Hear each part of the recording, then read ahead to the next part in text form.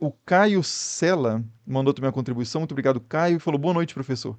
Poderia explicar a ordem cronológica do surgimento, desenvolvimento e expansão das três religiões abraâmicas, assim como as diferenças entre elas? Abraço. Beleza.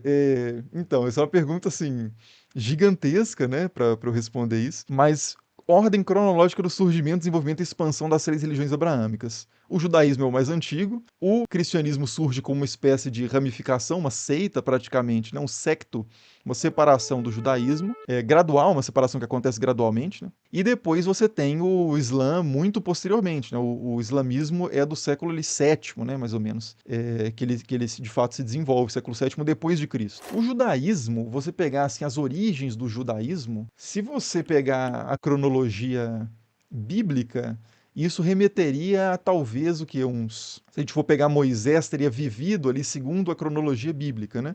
Teria vivido por volta ali do século XV antes de Cristo ao século XIII, talvez, antes de Cristo, porque não tem comprovação histórica, né? Nem arqueológica da existência de Moisés. Mas se a gente quiser remontar o judaísmo a Moisés, seria mais ou menos isso, né? 1500 antes de Cristo, mais ou menos. O cristianismo começa com Cristo, ou com os seus seguidores imediatos ali, Paulo, etc., no primeiro século, depois de Cristo, né? O islamismo, então, século VII, depois de Cristo. Então, cronologicamente é isso. A questão do surgimento, desenvolvimento e expansão, no caso do judaísmo, o judaísmo não foi uma religião que se expandiu, uma tradição, né, que teve uma expansão demográfica e geográfica muito grande. Ela sempre se manteve ali preservada no território do sul do Levante, né, na região ali onde atualmente é o Estado de Israel e os territórios palestinos, não muito mais do que isso, e foram, em certos períodos, levados por questões de confrontos militares, de exílios, né? Foram levados a se deslocar para outras regiões, como por exemplo para a Babilônia, né, para a Mesopotâmia. Deixa eu pegar o mapa lá de novo, né? Mas é uma coisa assim, mas onde eles foram, eles não tiveram uma expansão também cultural naquela região. A Babilônia não se tornou judaica, né, com a presença dos judeus, mas o contrário aconteceu, né?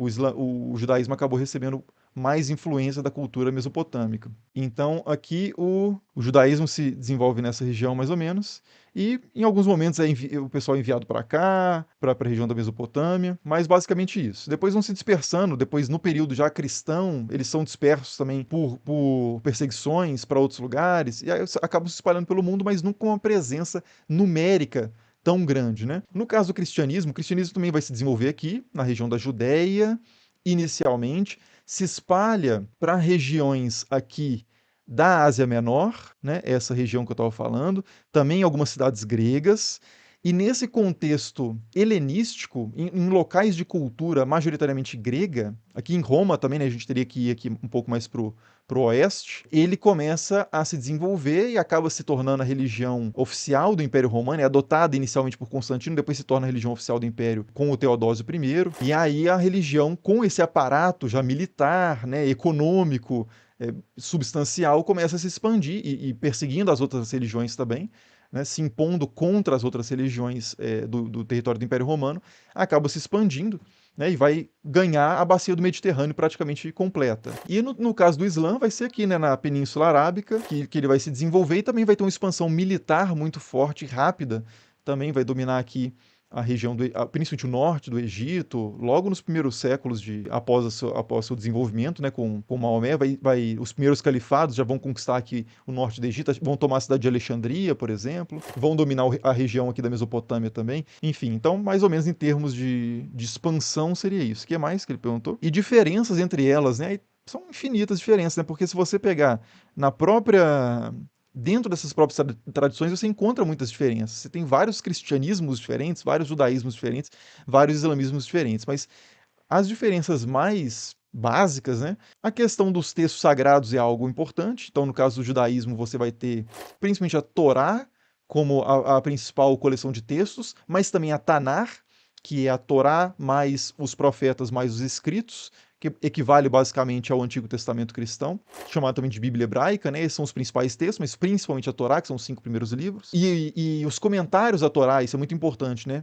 A tradição de interpretação desses textos na Mishnah, no Talmud, que é a forma escrita que vai compilar esses registros rabínicos antigos, é muito importante para o judaísmo, né? A Torá é lida sempre acompanhada desses comentários antigos, até o período medieval ali. Então, no caso do judaísmo, os textos mais importantes são esses. Na vertente mística, você tem a Kabbalah, né, que já vai ter outros textos, o Sefer Yetzirah, a Zohar, e por aí vai, ou o Zohar. No caso do cristianismo, o livro mais importante, a coleção de livros mais importantes é o Novo Testamento, acompanhado do Antigo Testamento, né? Então essa Bíblia hebraica somada aos textos produzidos ali no primeiro século e início do segundo século, talvez, que vão ali do Evangelho de Mateus ao Apocalipse, mas outros textos foram muito importantes na história do cristianismo também, né? Os evangelhos gnósticos, os textos da patrística, que são o que os primeiros cristãos escreveram em termos de teologia. Então também tem só vai para além do livro, né? Tem a questão também da importância da história de interpretação desses textos na forma da tradição e o próprio magistério da igreja, né? No caso do catolicismo, pelo menos da ortodoxia grega e russa, o que a igreja define, o que a igreja fala sobre esses textos e sobre a tradição também é muito importante. Definição de questões de fé e prática. Na questão quando a gente vai para o Islã, o texto mais importante é o Alcorão, né? É uma religião bastante fundamentada também no texto. Talvez dessas todas, né? O islamismo e o protestantismo dentro do cristianismo sejam as mais fiadas ao texto. Tem uma reverência, né? Gigantesca com o texto em si, de certa forma, buscam se legitimar a partir do texto. E menos um pouco em relação à leitura tradicional. No islamismo tem também as correntes, né, que se baseiam muito no histórico de interpretação, mas essa é ênfase muito grande no texto, porque, segundo o islamismo, o grande milagre de Maomé não foi curar ninguém com o toque das mãos ou coisa do tipo. O grande milagre de Maomé foi a produção do Alcorão.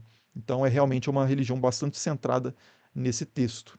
Que o Alcorão, por sua vez, traz muitas ideias, conceitos, histórias que vêm do judaísmo e do cristianismo, vistos a partir de uma outra ótica, né, incorporando ali também tradições pré-islâmicas, árabes, né, pré-islâmicas, são outras religiões e pensamentos e práticas que aconteciam ali na Península Arábica e região também são incorporadas ali, não só também porque o povo islâmico surge num contexto de grandes relações comerciais. Faziam muitas.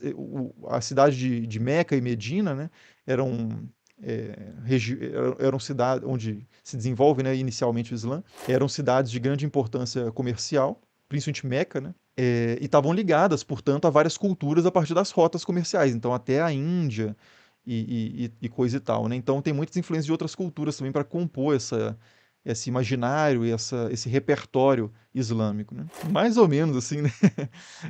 No improviso, uma recapitulação aí das religiões abraâmicas. Felipe Palácio Silva pergunta, professor, Abraão é uma figura histórica ou mitológica? Seria correto afirmar que ele é o verdadeiro fundador dessas religiões ditas abraâmicas?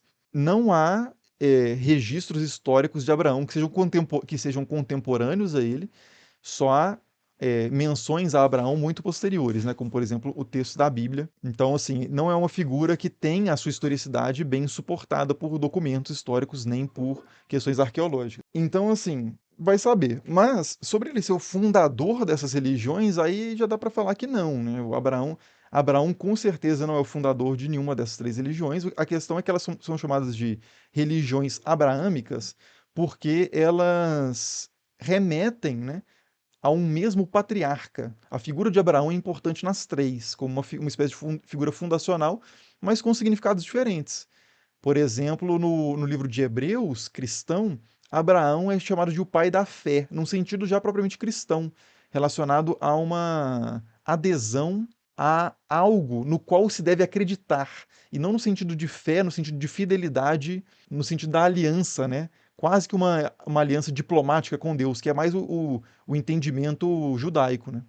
Que é como se Deus fosse o suzerano e o povo de Israel fosse o vassalo, em certo sentido, né? E aí você é fiel, você tem fé, o sentido de fé é o sentido de obedecer às ordens, né? E às leis colocadas pelo seu suzerano, né? Pelo seu soberano. É diferente do sentido de fé, mais de adesão a pontos doutrinais, por exemplo, ou de crer em algo que não se vê, no sentido de expectativas, né? Tem até um texto muito interessante do Martin Buber, que é um filósofo, teólogo e tudólogo, né, um erudito judeu do século XX, que chama, acho que chama sobre a fé, ou a fé cristã e a fé judaica, que ele faz um comentário sobre isso que eu acho bem interessante.